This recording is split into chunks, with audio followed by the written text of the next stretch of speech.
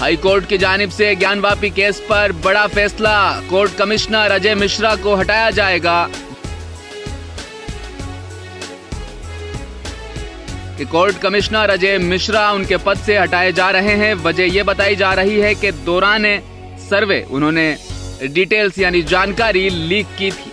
Leak करने के आरोप के चलते कोर्ट कमिश्नर अजय मिश्रा को उनके पद से हटाया जा रहा है। सर्वे टीम का हिस्सा अब नहीं रहेंगे अजय कुमार मिश्रा।